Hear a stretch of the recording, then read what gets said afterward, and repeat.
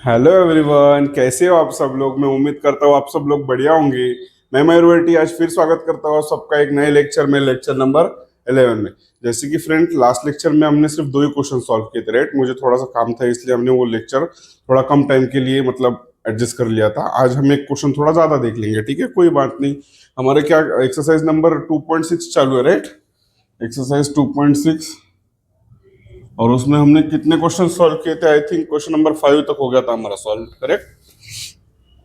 Yes, question number 5 तक। तो आज हम देखने वाले क्वेश्चन नंबर 6, ठीक है। क्वेश्चन नंबर 6 फ्रेंड्स, अभी वो थोड़ा क्वेश्चन लेंदी दिख रहा है मेरे को, बड़ा है, तो इधर इधर लिखते बैठूंगा मैं तो आधी से ज्यादा स्पेस तो व्हाइट बोर्ड की तो क्वेश्चन में चली जाएगी। तो इसलिए हम क्या करते हैं, क्वेश्चन में एडिटिंग की इधर ऊपर लगा दूंगा कहीं पे।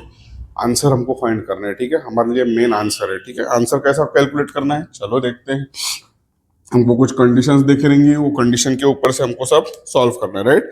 तो क्वेश्चन क्या है, मिस्टर कसम मिस्टर कसम runs a small business of making earthen pots, right.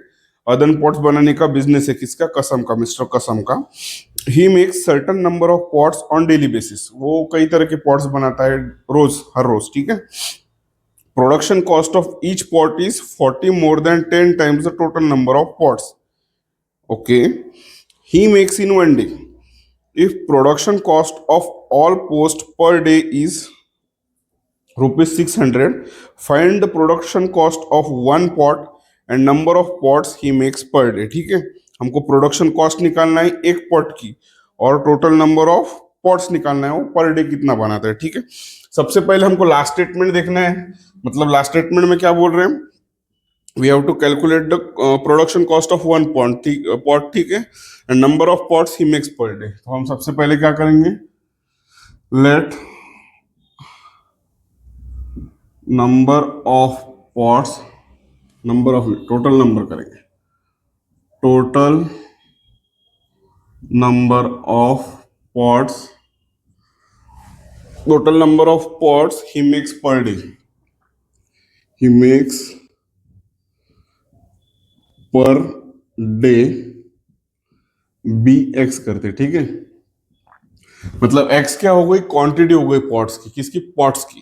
Per day वो इतने पॉट्स बनाता है, ये हमको मतलब कंडीशन से समझ में आया। अब दूसरी चीज क्या बोल रहा है, also we have to find the production cost for one pot.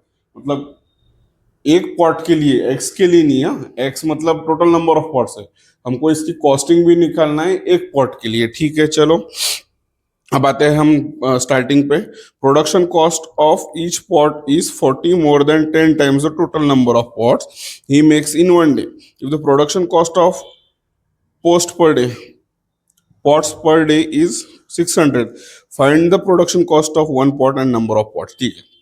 चलो, production cost of each pot, मतलब प्रोडक्शन कॉस्ट दी है हमको, right. Production cost of each pot मतलब एक पॉट का, ईच पॉट इज 40, इज मतलब इज इक्वल टू 40 मोर बोल रहा है, 40 मोर मतलब 40 ज्यादा, ठीक है। मोर मतलब किसी तो भी से 40 से ज्यादा, कोई तो भी एक पर्टिकुलर वैल्यू प्लस 40 करेंगे तो मोर देन 40 मतलब 40 से ज्यादा, ठीक है। क्या बोल रहे हैं, production cost of each pot is 40 more than 10 times the total number of pots.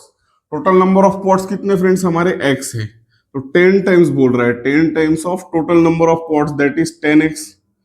Condition समझ में आएगा क्या बोल रहा है, production cost of each pot, ये हमको दिए उन्होंने 10x प्लस 40 मतलब 40 मोर देन बोल रहा है किससे, 10x times 10 times total number of pots he makes per day, right. मतलब हमको ये कंडीशन मिल गई। नाउ अभी क्या बोल रहा है उसके बाद की second statement, according to condition लिखेंगे, अकॉर्डिंग टू गिवन कंडीशन। अभी ये मेन कंडीशन है, given condition, right. According to given condition, condition क्या है friends, if the production cost of all pots per day is 600, मतलब पर डे को जो जितने पॉट्स बना रहा है, एक्स अमाउंट के पॉट्स अगर वो पर डे बना रहा है, तो उसको उसका जो प्रोडक्शन कॉस्ट है वो हमको दिया है कितना, is equal to 600। That means ये देखो, ये जो production cost of each pot है, ये एक पॉट के लिए हो गया। ऐसा वो कितने पॉट्स बनाता है? एक्स। आप एक चीज ध्यान दो, ये समझो ये मटका बना रहा है वो, ये देखो इधर डायग्राम ड्रॉ करके बता दो आप, ठीक है? ये मटका है, समझ लो आप सिर्फ रफ वर्क ऐसे ड्रॉ किया। ये मटके के, एक मटका बनाने के लिए उसको कॉस्टिंग कितनी आ रही है, मतलब उसकी कॉस्ट कितनी पड़ रही है उसको एक मटके के लिए? Cost per pot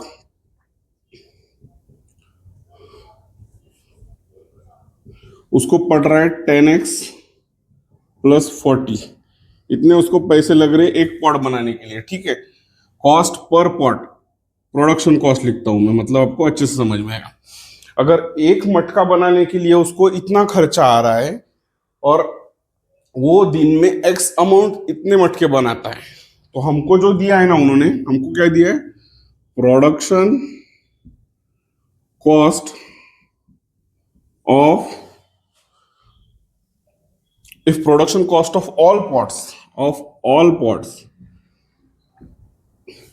all pots he makes per day, he makes per day, ये कितना दिया है फ्रेंड्स हमको? he makes per day is ₹600। अभी ध्यान दो, ये मेन कंडीशन है। Production cost of all pots he makes per day, वो टोटल नंबर ऑफ पॉट्स कितने बना रहा है? वो एक्स बना रहा है, मतलब दिन के वो एक्स अमाउंट इतने पॉट्स तो बना ही रहा है, ठीक है? इसका हमको मल्टीप्लीकेशन करना पड़ेगा, किसके साथ में? मेरे साथ में नहीं, एक खर्चा, एक मटका बनाने को जितना खर्चा आता है वो इंटू नंबर ऑफ मटकी, खर्चा एक मटके का इंटू कितने मटके बना रहा है उसके साथ मल्टीप्लाई करेंगे, तो उसकी अमाउंट हमको ये 600 रुपए दिया है उसने, उसको 600 रुपए लग रहे टोटल नंबर ऑफ मटके बनाने के लिए। तो बट एक मटके का प्राइस कितना है, sorry production cost per pot कितना है? वो है 10x, 10x प्लस 40। कंडीशन समझ में आएगी आपको? सबसे पहले हमको नंबर ऑफ पॉट्स निकालना है, उसके लिए हमने x ले लिया। बाद में production cost of each pot दिया है उन्होंने, 40 ज्यादा है बोलते 10 times of total number of pots, उसमें से हमने लिखा 10x प्लस 40। फिर कंडीशन उन्होंने दी है production cost of all pots he makes per day, अगर एक दिन में वो x इतने मटके बना रहा है, जो एक मटका बनाने के लिए अगर इतना खर्चा आ रहा है 10x प्लस 40, तो टोटल x मटके बनाने के लिए जो खर्चा उसको लग रहा है वो है 600। Now we have to calculate this, right? ये x मल्टीप्लीकेशन में इसके साथ 10 into X it will be 10x square, x into 40 it will be 40x, 600 as it is, right? हमको क्वाड्रेटिक इक्वेशन के फॉर्म में चाहिए, ये इधर ला लेंगे, 600 को प्लस था माइनस हो जाएगा, right? So we will get 10x square plus 40x minus 600 equal to 0. Now we will simply divide by 10, dividing by 10 on both side, क्या आएगा? इधर से 10 कट जाएगा, x स्क्वायर आ जाएगा, यहां से 0 कट जाएगा, 4x आ जाएगा, minus 60 is equal to 0, right? This is our quadratic equation जो हमको फाइनली मिला। Now we have to find the roots of this quadratic equation. When we will calculate the root, we will get the total number of pots he makes per day, right? चलो, अब इसके roots find करने के लिए हमारे पास एक method है, जो मेथड हमको इजी लगती है, that is method of factorization, right? We simply multiply A C, what is A? A is 1, C is minus 60, therefore we will get minus 66, minus 60 into 1 it will be minus 60। Now we will calculate the factors for it, right? इधर ही लिख लेता हूं मैं नजदीक, ये देखो minus 60, what will be the factor of minus 60 so that the subtraction or addition of that will be 4x? We can do one thing, 15 4 जा 60 आ जाएगा, but 11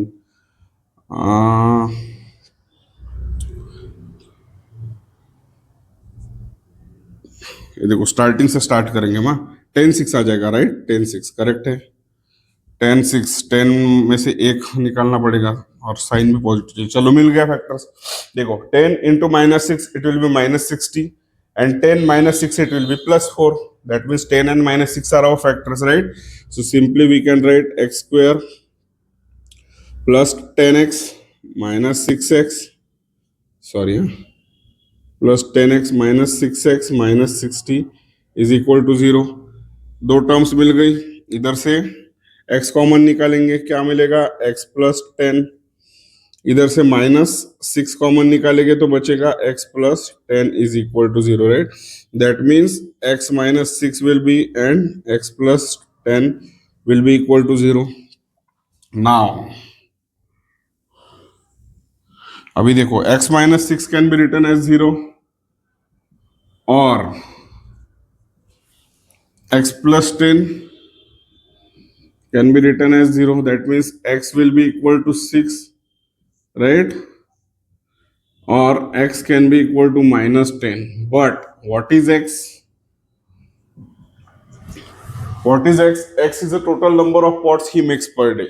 वो जो पॉट मटके बना रहा है वो माइनस में कैसे गिनेंगे हम? गिनेंगे क्या माइनस में? नहीं गिनेंगे। That is therefore x will be, हमको लिखना पड़ेगा, the total number of pots he makes per day is x, but number of pots cannot be negative, right? Therefore total number of pots he makes per day is 6। वो 6 मटके बनाएगा दिन के, हमको जो वैल्यू मिली वो हिसाब से हम बोल रहे हैं उसको। Now what is second part of the question? Find production cost of one pot and number of pots he makes per day. तो नंबर ऑफ पॉट्स तो मिल गए हमको 6 मटके बनाता है वो पूरे दिन में। अब production cost of one pot, production cost of each pot मतलब वन पॉट, हमारे पास ये वैल्यू थी। देयरफॉर नहीं, मिटा देता हूं, production cost of one pot क्या होगा वो बताओ? Is equal to 10x plus 40 है, 10x प्लस 40, x के जगह पे 6 डाल देंगे, 6, तो 10 into 6 plus 40, that means 10 into 6 it will be 60 plus 40, that means 100। ये क्या है? प्रोडक्शन कॉस्ट है, that means we have to write this in rupees, right. So production cost, last में आपको स्टेटमेंट भी लिखना है, therefore production cost of one pot will be 100 rupees. मतलब वो 100 रुपए का एक मटका बनाता है और दिन के 6 मटके बनाता है। ये हमको फाइंड करना था। हमको सिर्फ वो घुमा फिरा के उन्होंने कंडीशन दिए थे। समझ में आएगा? ये वर्ड प्रॉब्लम होता ही वैसे, होते बहुत इजी है, लेकिन ये घुमा फिरा के देते हैं ना, सीधा सीधा उन्होंने अगर मेंशन किया तो हमको ये 2 पेज के जगह पे हम इधर इतने इसमें खत्म कर डालेंगे। लेकिन उनका कैसा है, ज्यादा मार्क्स के देना तो थोड़ा दिमाग पे तान डालने को देखते हो, ठीक है। तो अपन ने ज्यादा दिमाग का तान लेने का नहीं, हमको जो मेथड से सर ने पढ़ाया वो मेथड से हमने सॉल्व करने का। सर आपको क्या बोल रहे हैं? आपको सिर्फ वर्ड प्रॉब्लम की कंडीशन समझ लेना है। आपने कंडीशन समझ लिए, वो वर्ड प्रॉब्लम आपके लिए खुद ब खुद सॉल्व होते जाएगा आगे, ठीक है। कैसा किया हमने सॉल्व? जो कंडीशन दिए थे वो लिख लिए वहां से हमने, फिर हमको एक और कंडीशन दिखी थी। ये कंडीशन बहुत से बच्चों को यहाँ पे नहीं समझ में आएगी।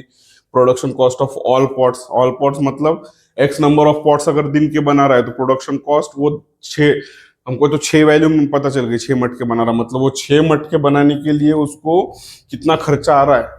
वो आ रहा है 600 रुपए, राइट। पैसे दिए थे हमको, 600 दिए थे, बट हमको एक्स पता नहीं था तभी, इसलिए हमारे पास ये कंडीशन आई थी। वहां से हमने सॉल्व करके हमको पता चला कि 6 मटके वो दिन के बना रहा है और एक मटके का प्राइस है 100 रुपीज, ठीक है। कुछ भी डाउट है आपको? चलो क्वेश्चन नंबर 6 सॉल्व करो, इसके बाद में हम देखेंगे क्वेश्चन नंबर 7। चलो फ्रेंड्स, अभी हम देखेंगे क्वेश्चन नंबर 7। ये थोड़ा टिपिकल क्वेश्चन नंबर 7 जो है थोड़ा टिपिकल है। मतलब टिपिकल मतलब कैसा? थोड़ा समझने में दिक्कत जाएगा आपको अगर नॉर्मली वर्ड प्रॉब्लम अगर ऐसा सीधा सीधा जो देखे रहा अगर नहीं समझ में आया तो आप मे भी ट्राई कर सकते हो डायग्राम वगैरह निकालने का, ठीक है। चलो मैं इधर आपको समझाता हूँ। अब ये जो क्वेश्चन नंबर 7 है ये थोड़ा डायग्रामेटिक क्वेश्चन है, विदाउट डायग्राम हमको थोड़ा समझने में दिक्कत जाएगी, ठीक है। चलो कोई नहीं, कर लेंगे। क्या बोला है क्वेश्चन नंबर 7? हाँ, Pratik takes 8 hours to travel 36 kilometer downstream and return to the same spot. The speed of boat in still water is 12 kilometre, right. मतलब हमको एक बोट दिया है, पहले तो समंदर है, ठीक है, ये समुंदर है, ऐसा समझ लो।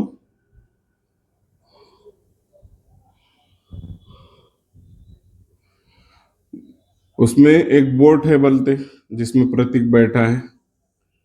हम कंसिडर करेंगे कि ये वो बोट है, ठीक है।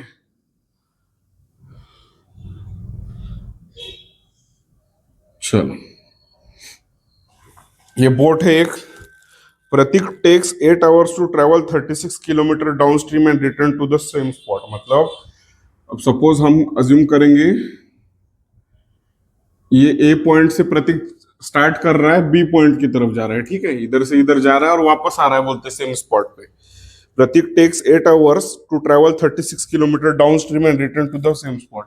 यहां से यहाँ पे जो डिस्टेंस है friends, that is 36 kilometre, right. 36 kilometre कहां से, ए पॉइंट से बी पॉइंट तक।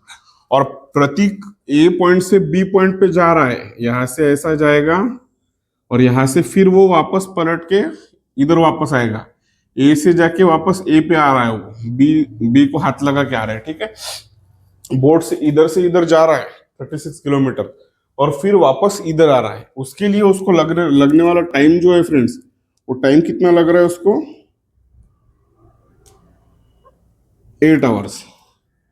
8 hours लग रहा है उसको जाके आने के लिए, ठीक है। Now the speed of boat in still water is 12 kilometre per our. Still water मतलब क्या, कांस्टेंट वाटर। मतलब कभी कभी समुद्र में हमको पता है लाटे आती है, ऐसे हमारे आंग पे सीधा बड़ी बड़ी लाटे आती है।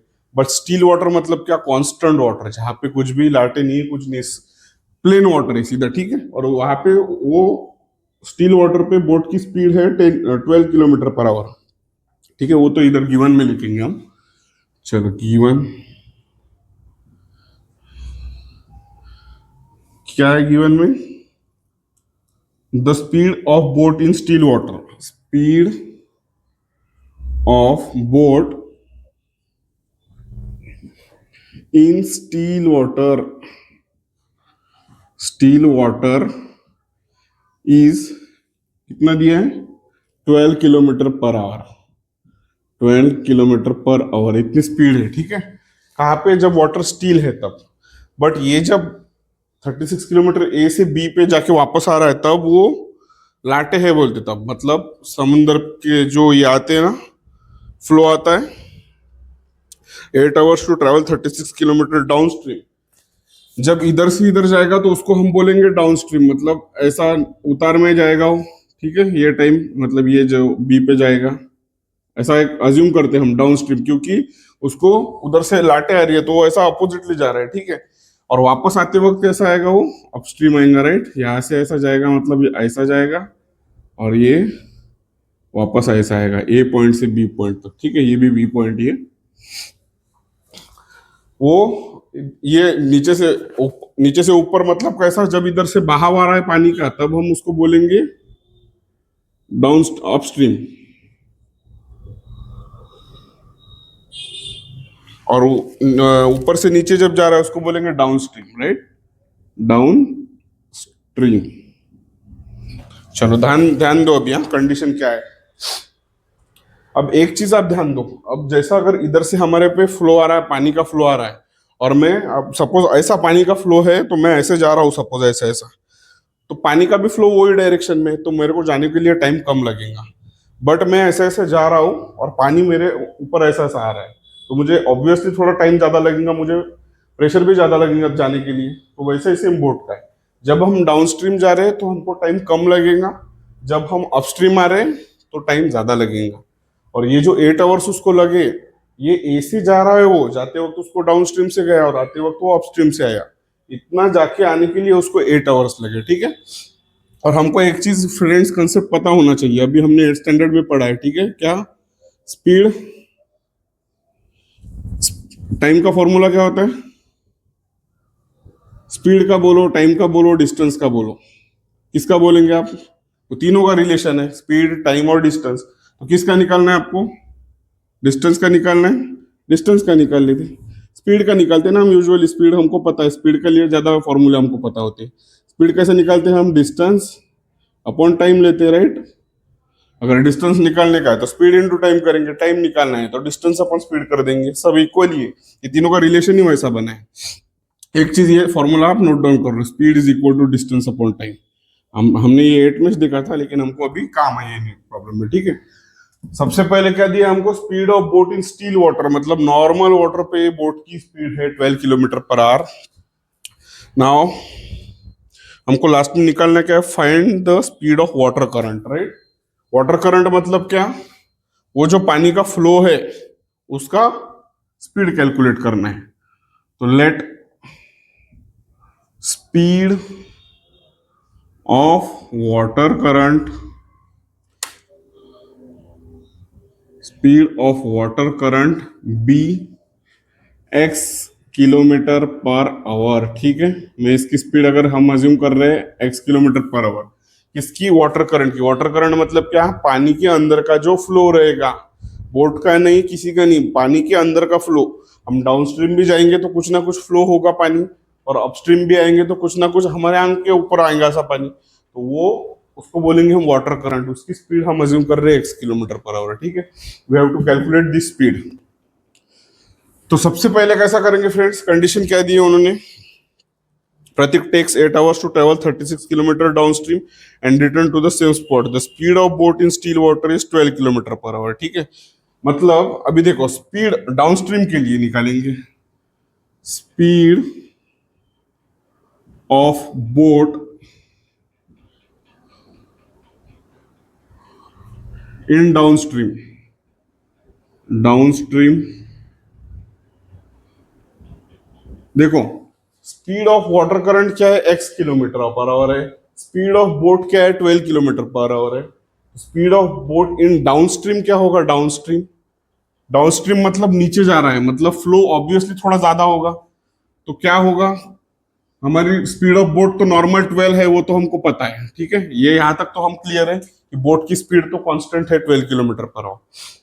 बट वाटर करंट मतलब पानी का जो फ्लो है वो डाउनस्ट्रीम में ज्यादा होगा, मतलब हम उसमें उसकी अगर स्पीड जो रहेंगी वो उसमें ऐड हो जाएंगी, राइट, क्योंकि उसका भी फ्लो वही डायरेक्शन में। तो we can write speed of boat in downstream as 12 plus x kilometre per hour, right. ये समझ में आ गया? Now speed of boat in upstream, upstream के लिए क्या होगा बताओ? अगर हम वही फ्लो में जा रहे हैं, वही डायरेक्शन में जा रहे हैं, तो प्लस कर रहे हैं एक्स, क्यों? तो वही डायरेक्शन में। बट अपस्ट्रीम मतलब अपोजिट डायरेक्शन में आ रहे, तो उसमें से वो माइनस हो जाएगी स्पीड ये वाली वाटर करंट की, ठीक है, क्योंकि वो उसकी स्पीड लगा रहा है। तो यहाँ पे ये केस में क्या आएगा? 12 minus x kilometre per our आएगा, राइट। समझ में आ रहा है? कंडीशन वर्ड टू वर्ड ध्यान में दो। ये डाउनस्ट्रीम अपस्ट्रीम ये क्वेश्चन में दिया हुआ नहीं है, उन्होंने सिर्फ बोर्ड दी है, पानी दिया, और एक वर्ड मेंशन किया उन्होंने डाउनस्ट्रीम करके, right. Prateek takes 8 hours to travel 36 kilometre downstream. सिर्फ इतना बताया कि वो डाउनस्ट्रीम जा रहा है। अब आते वक्त ये हमको पता करना है कि अपस्ट्रीम भी आना होता है। तो जाने और आने का डिस्टेंस 8 hours दिया है, ठीक है। चलो, अब फाइनली हमको ये पता है speed is equal to distance upon time, right. So time के लिए क्या लेंगे फ्रेंड्स हम? टाइम के लिए formula it will be distance upon speed, distance upon speed, right. चलो, अगर हम क्या बोल रहे हैं? Distance upon speed, right. अब देखो, हमको ए से बी पे जाने के लिए, ए से बी पे जाने के लिए और बी से वापस ए पे आने के लिए 8 hours लग रहे हैं। मतलब पूरा वो जो टाइम है, तो वो टाइम दो इसमें डिवाइड करेंगे हम। ये यहां से यहां तक जाने के लिए कुछ टाइम, और यहां से यहां तक आने के लिए, ठीक है। तो कैसा करेंगे? Time taken by Prateek, time taken by Prateek to go downstream plus time taken by Prateek to go upstream. ध्यान दो, मैं हर एक चीज का मीनिंग इसलिए बता रहा हूं ताकि आपको कंफ्यूज नहीं होना। ऐसे बहुत सारे न्यूमेरिकल्स आ सकते हैं। Time taken by Prateek to go down stream, यहां से यहां पे जाने के लिए और यहां से वापस आने के लिए जो उसको टाइम लग रहा है वो हमको दिया है उन्होंने 8 hours. That means we can write it at 8 hours, right. But वो जो टाइम लग रहा है फ्रेंड्स जाने में और आने में, वो तो दो हिस्सों में डिवाइड हो जाएगा। क्यों? क्योंकि हमको पता है सेम फ्लो में जाने के लिए थोड़ा टाइम कम लगेगा, क्योंकि फ्लो भी वही डायरेक्शन में, तो जाने में थोड़ा टाइम कम लगेगा, आने में थोड़ा टाइम ज्यादा लगेगा। क्यों? क्योंकि फ्लो अपोजिट डायरेक्शन में, इधर से पानी आ रहा है और मैं इधर जाऊंगा तो मुझे थोड़ा ताकत ज्यादा लगेगी, मुझे टाइम भी ज्यादा लगेगा। अगर पानी भी मेरे साथ में ऐसा जा रहा है तो मैं भी उधर ही जा रहा हूँ सेम डायरेक्शन में, तो ऑब्वियसली मैं कुछ मेरी ताकत और कुछ पानी का फ्लो वो मेरे को थोड़ा ज्यादा पुश करेगा आगे। ठीक है, समझ में आ रहा है? कॉन्सेप्ट समझ में आ रहा है आपको? ठीक है, चलो। तो जाने और आने का टाइम हमको 8 आवर्स दिया है, तो वो टाइम दो इसमें स्प्लिट हो गया, right. So time taken by Prateek to go down stream. अब डाउन स्ट्रीम जाने के लिए जो टाइम लगेगा, टाइम के लिए फॉर्मूला क्या है? Distance upon speed. अभी डिस्टेंस यहां से यहां पे डिस्टेंस कितना होगा फ्रेंड्स, बताओ। टाइम के लिए फॉर्मूला क्या है हमारा? Distance upon speed. डिस्टेंस कितना है हमारा? 36 किलोमीटर से, तो हम 36 किलोमीटर लिख लेंगे, राइट। और टाइम, टाइम का फॉर्मूला है डिस्टेंस अपॉन स्पीड, तो डिस्टेंस तो 36 किलोमीटर है, स्पीड कितनी रहेगी? स्पीड डाउन स्ट्रीम के लिए कितना है? 12 + x है। So simply we can write 12 + x, right. ये हो गया हमारा time taken by Prateek to go down stream, 36/12 + x। 36 क्या है? ए से बी का डिस्टेंस है सिर्फ, ये डाउन स्ट्रीम का, यहां से यहां तक, और वापस हुआ उतना ही 36 किलोमीटर आएगा। वो क्वेश्चन दिया है हमको, क्वेश्चन में दिया है उन्होंने, देखो, Prateek takes 8 hours to travel 36 kilometre down stream. यहां से यहाँ पे जाने के लिए 36 किलोमीटर है, मतलब ए टू बी, तो उसका डिस्टेंस कितना हो गया? ये देखो, ये फॉर्मूला यूज कर रहे हैं हम, ये वाला। टाइम किसके लिए निकाल रहे हैं? प्रतीक के लिए, डाउन स्ट्रीम के लिए। डाउन स्ट्रीम का डिस्टेंस कितना रहेगा? 36 किलोमीटर। अपॉन स्पीड क्या है उसकी? ये डाउन स्ट्रीम की 12 + x किलोमीटर पर आवर, तो ये लिख लिया 36/12 + x from this formula. Similarly for time taken by Prateek to go down upstream, upstream के लिए डिस्टेंस तो सेम ही रहेगा, क्योंकि वो डिस्टेंस वापस आते वक्त भी बी से जब वापस आएगा वो अपस्ट्रीम के लिए, तो 36 किलोमीटर ही रहना है, तो चलो 36 लिख लेंगे नाउ। बट अब ये डिस्टेंस हो गया 36 kilometre. What about speed for upstream? Speed for upstream will be 12 - x kilometre, right. 12 - x kilometre, ये किसके बराबर है? 8 आवर्स, राइट। समझ में आ गया कहां से कंडीशन आई? चलो, है क्या कुछ? कुछ भी नहीं है। आपको वहां से ऐसा डायग्राम रफ में निकाल के देखना है, फिर समझ में आएगा कहाँ से क्या आया, कहाँ से डाउन स्ट्रीम, कहाँ से अपस्ट्रीम। ठीक है, चलो 36 कॉमन ले लेंगे ऊपर से, डिनोमिनेटर भी डिफरेंट है, आप ऐसा नहीं कर सकते। हाँ, 36 कॉमन ले नहीं सकेंगे हम, क्योंकि डिनोमिनेटर सेम नहीं है। बहुत से बच्चे क्या करेंगे, हमको पता है 1/a प्लस, सॉरी क्या करते हैं हम, सपोज x/a और y/, अगर a होगा तो हम इसको इसको तो हम x + y/a लिख सकते हैं, ठीक है। बट बहुत से बच्चे क्या करेंगे, a/x + a/y, इसको क्या लिखेंगे? बहुत से बच्चे बताए क्या, ऐसा ही लिख लेंगे उल्टा इसका। ये करना नहीं है आपको। a + डिनोमिनेटर जब तक सेम नहीं होता ना, तब तक ये ऊपर का कुछ भी नहीं हो सकता। इधर डिनोमिनेटर सेम है, therefore we can take LCM as a, तभी हम ए कॉमन लिखेंगे, वो फिर न्यूमरेटर का एडिशन हो जाएगा। ऐसा ही अगर आपको नीचे दिखेगा ना, आप इधर ऐसा नहीं करने का, a/x + y, खत्म, टाटा बाय बाय, ऐसा बिल्कुल नहीं चलेगा। ये चीज एक बहुत मतलब बारीक, बहुत से बच्चे मिस्टेक करते हैं यहाँ पे, मैंने देखा है, बहुत से बच्चों को देखा है।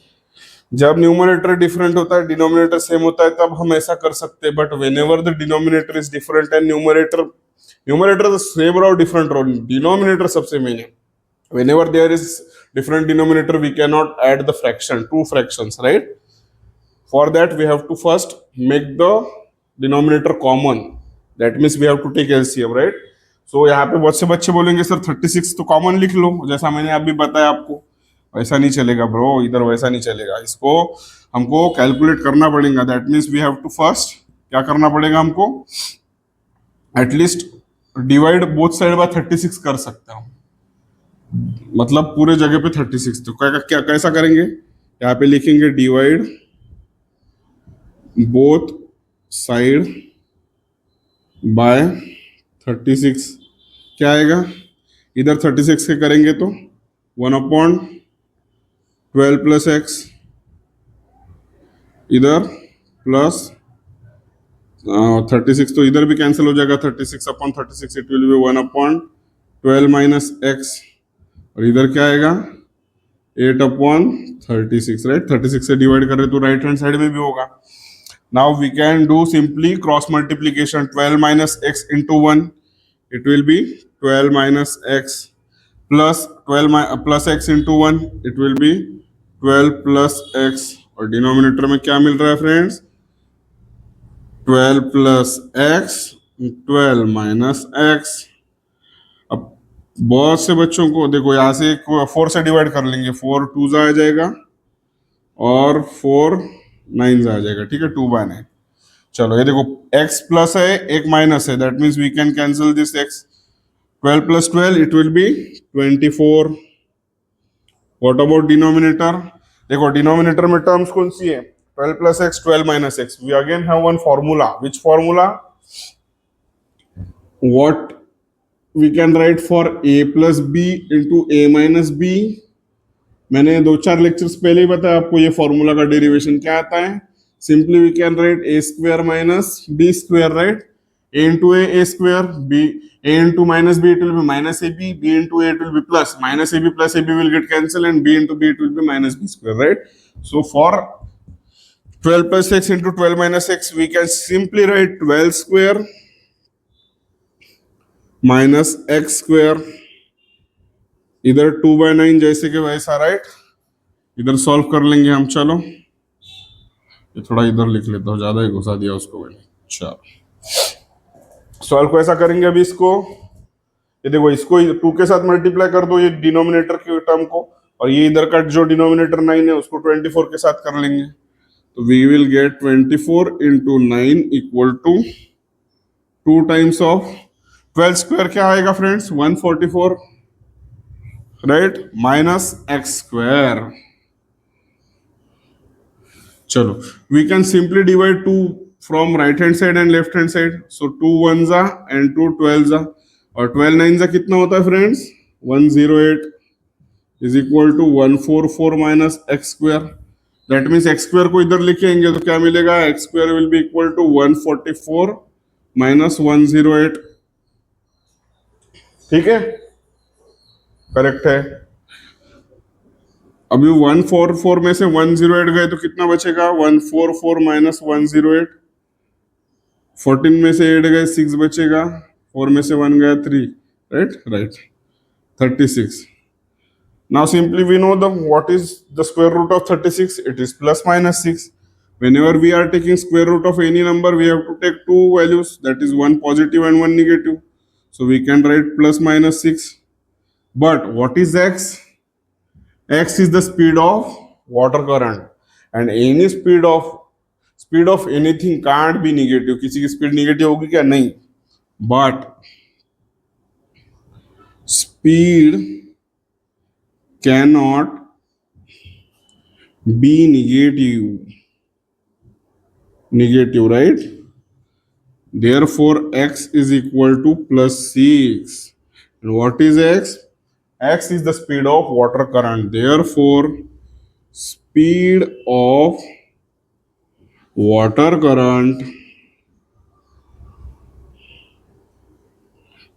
current is 6 kilometre per hour, right. जब हमको यूनिट देखे रहा फ्रेंड्स वर्ड प्रॉब्लम में, तो हमको यूनिट लिखना कंपलसरी है। आधा सा 1 मार्क रहता है आपको यूनिट के लिए, आप यहाँ तक करेंगे और 6 लिख के रख देंगे तो मे भी आपका पेपर चेक करने वाला आधा से 1 मार्क काट सकता है सिर्फ यूनिट के लिए। क्यों, क्योंकि उन्होंने यूनिट मेंशन किया है। At least you can write only unit also, right, कोई दिक्कत नहीं है। चलो ये जो क्वेश्चन है फ्रेंड्स, क्वेश्चन नंबर 7, ये आप नोट डाउन कर लो, इट इज इंपॉर्टेंट क्वेश्चन, बहुत ज्यादा इंपॉर्टेंट क्वेश्चन है ये। आपको ये वर्ड प्रॉब्लम के जैसे बहुत मैक्सिमम चांसेस है एग्जाम में आने की, ये वाले, ठीक है। 4-5 मार्क के लिए तक आ सकता है ये वाला प्रॉब्लम आपके फाइनल एग्जाम में। क्यों? तो उन्होंने घुमा फिरा के हमको कंडीशन कैसे दी है, हमको नॉर्मली अगर हमने हाथ में लिए ये क्वेश्चन सॉल्व करने के लिए, तो हमारे तो दिमाग के ऊपर से जाने वाली चीजें है, ठीक है। इसलिए ज्यादा इंपॉर्टेंट है वो, इनको पता है। जो ज्यादा हार्ड होता है, जो बच्चों को ज्यादा गलतियां करने के चांसेस होते हैं, वही ज्यादा इंपॉर्टेंट होते हैं। तो इसको आपको धीरे धीरे सॉल्व करना है, बराबर देख के सॉल्व करना है, समझ के सॉल्व करना है। गलती बिल्कुल भी नहीं करना है हमको। सिर्फ ये कंडीशंस, ये जो दिया था पहले, वो इतना कैलकुलेट करते आ गया, ये तो हम हर क्वेश्चन में सॉल्व कर रहे हैं, ठीक है। चलो, किसी को कुछ दिक्कत है यहाँ तक, किसी को कुछ डाउट अगर होगा तो मुझे कमेंट सेक्शन में बताओ, ठीक है। चलो।